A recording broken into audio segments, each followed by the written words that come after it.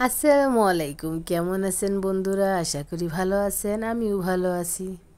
তো আমাদের আজকে খাবারের মেনুতে কী কী ছিল তাই আপনাদের সাথে একটু শেয়ার করলাম।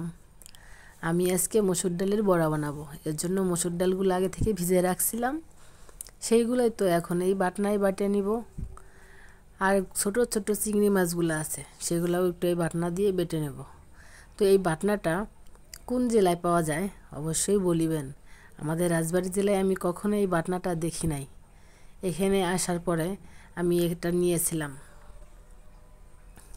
তো আমার সব কিছু বাটা শেষ দেখুন।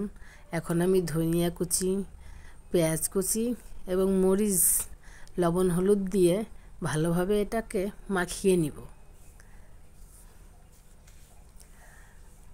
আমার বাসায় কিন্তু সবাই এই পেঁয়াজুটা অনেক পছন্দ করে, বিশেষ করে চিংড়ি মাছ দিয়ে পেঁয়াজুটা বেশি পছন্দ করে।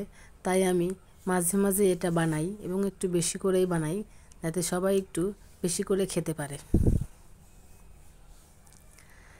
আমি এখন একটা কড়াই বসিয়ে দিয়েছি, এর ভিতরে একটু তেল দিয়ে দিয়েছি। তেলটা গরম হয়ে আসলে আমার পেঁয়াজগুলো আমি এখানে দিয়ে দিব। আমি একে একে সবগুলা পেঁয়াজও ভালোভাবে ভেজে নিব। আপনারা অবশ্যই এভাবে চিংড়ি মাছ দিয়ে পেঁয়াজু বানিয়ে খাবেন, অবশ্যই ভালো লাগবে।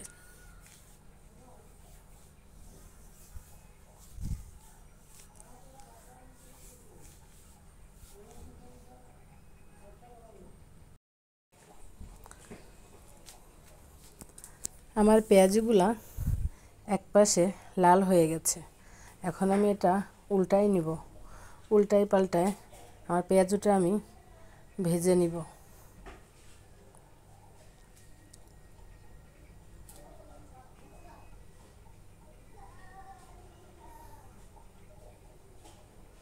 আমার পেঁয়াজুটা কিন্তু রেডি হয়ে গেছে দেখেন।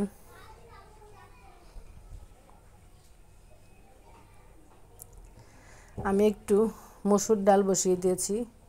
পেঁয়াজের সাথে মসুর ডাল হলে একটু ভালো হয়, তাই একটু মসুর ডাল রান্না করলাম। সাথে বাঁধাকপি ভাজি করছি। বাঁধাকপি ভাজি অনেক মজা লাগে শীতকালে।